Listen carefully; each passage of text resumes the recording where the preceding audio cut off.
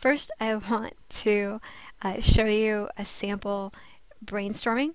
Okay, we talked about the fishbone diagram, and this was from a student who wanted to write about the effects of social networking sites, things like Twitter and Facebook and MySpace and different sites like that.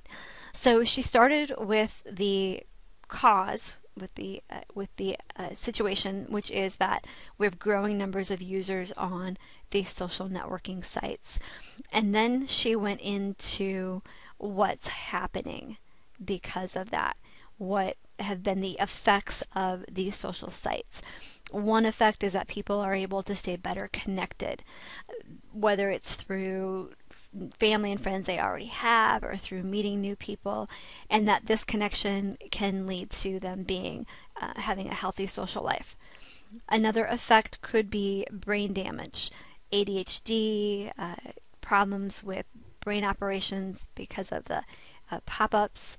She talked about business activity and how business activity can be increasing, but also how it can be dangerous for people who use social networking sites because of the information that's out there about them. That can affect their reputations and things like that. She talked about social capital. She talked about the issue of cyberbullying. So these are all possible effects that she could explore in discussing this. Now, as you look at this, we wouldn't necessarily want to write about these things in this order. It still needs a little work in terms of organization in order to establish better what would be short-term versus long-term effects and what would be maybe primary or secondary effects from the idea.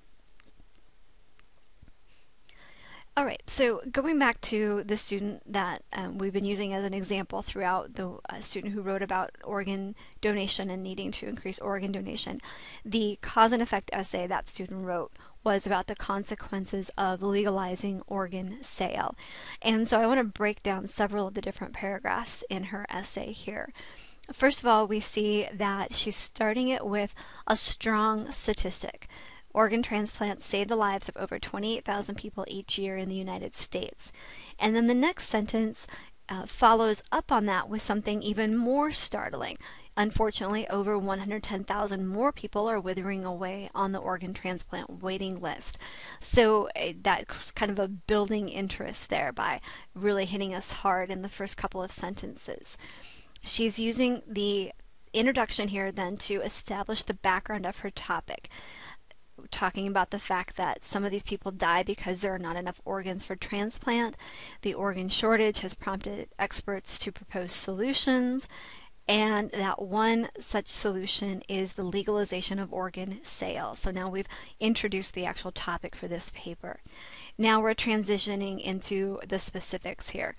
Although it is often assumed that allowing financial compensation for the donation of an organ will increase the supply of organs for transplant, it is likely the organ supply will actually be negatively affected and will diminish. And now our thesis statement. In addition, the potential economic, social, and ethical consequences of legalizing organ sale must be explored before an organ market can be seriously considered as a solution for the organ shortage. So we're going to be looking at political, and at the economic, the social, and the ethical effects of legalizing organ sales. Okay, so we're clearly setting up the fact that this is an effect essay. All right, the first body paragraph then. Okay, first she is going to talk about the economic. Supporters of organ sale believe that if a market was open, the organ supply would increase from sales and no effect on the rate of altruistic giving would occur. Okay, so we're introducing our topic. Then we are introducing research to disagree with that. S.M. Rothman and D.J. Rothman challenge that assumption in their article, and quoting things that they have from their article that supports an argument against organ sales. Notice in this second longer part that's highlighted here, the crowding out theory is brought to life. She is paraphrasing the information from the original article. So it's not in quotation marks because she didn't copy everything word for word. She's summarizing for us, or as it's paraphrasing and shortening up for us some of the information that they presented. However, after doing that, she is still documenting that article is the source of the information that was just given to us. So we start this paragraph out in this way. Still in the same paragraph, she now introduces another source article, and she does so by first naming the person who is about to be quoted. Jeremy Chapman, president of the International Transplant Society, agrees with the theory previously mentioned. Notice that we give his name and then we give his title because that establishes him as an authority on this topic. If we think about ethos and wanting to have reliable, credible references, knowing that he works in international transplant tells us that he's very familiar with the topic. Now we are quoting exactly what was said in the article, and notice that this one is formatted a little bit differently. It's blocked. It's all tabbed over in a line like this. And it does not have quotation marks, even though it is a direct quote. When you have a quote of over 40 words, so if you take 40 or more words directly from your original source, they must be formatted in this way. It is blocked over, but still has the parenthetical reference at the end. Because it is blocked over, you do not need the quotation marks. That is already indicated to your reader through the indenting. Finally, notice that she doesn't end with this long quote, but with her own closing statements, telling us how to interpret the information that was just presented there. Next body paragraph, introducing a new topic. Both the supply of organs for transplant and the economy as we know them will be forever altered.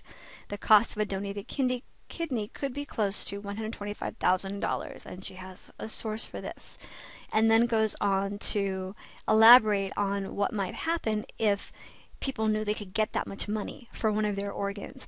Would college students sell organs to pay for their education? Would collection agencies be able to tell you you had to sell an organ in order to pay back a bill?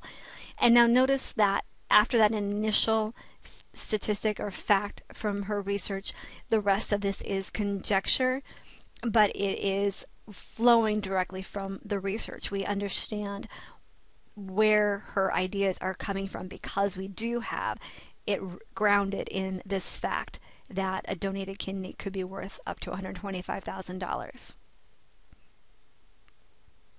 Right, then we moved into the idea of the ethics. Donors will obviously be changed, but how will those who choose to sell an organ be changed socially? How will this affect the way that society sees someone? And she's able to, again, give documented support because there are studies about what has happened in Iran after they legalized organ sales. And again, we're not ending with the quotation, we're ending with her comments. Okay, obviously the promised financial gain and benefits of selling an organ are myths, and society as we know it will change tremendously. So students often ask, can I really put my own opinion in, or how can I put my own opinion in if I can't say I? Well, through language like this. Okay, the promised financial gain and benefits of selling an organ are myths. That's pretty strong, and that is clearly the opinion of the author of this paper, but she didn't have to say I think in order to get that across. So even when you are writing in third person, it is totally possible to give your slant or your perspective on a topic. All right, and then finally we have the conclusion to this essay. The current organ shortage is a deadly crisis facing the United States today. Without a solution, thousands of Americans will continue to die while waiting for organs. We have a reference back to those statistics from the introduction. Then we have a restatement of the thesis. The consequences of legalizing organ sale are unpredictable, irreversible, and potentially disastrous. Donation rates could actually be negatively affected by offering compensation, and the economy, society, and medical field will be irreversibly altered. Now, I haven't given you every paragraph from her essay, just wanted to highlight some of the different things. But you can see where, even though this is a cause and effect, there is still a little bit of a position that the author has taken. Now, you don't have to do that, but I wanted you to see that it is possible to do that, even though your primary goal is not necessarily just to persuade. All right, looking at another student sample, and we're just going to look at a few different parts of this as well. First of all, notice that she's starting again with a statistic, and that in the parenthetical documentation, if you do not know the date of your source, you do need to at least indicate that you're aware that you're supposed to have a date.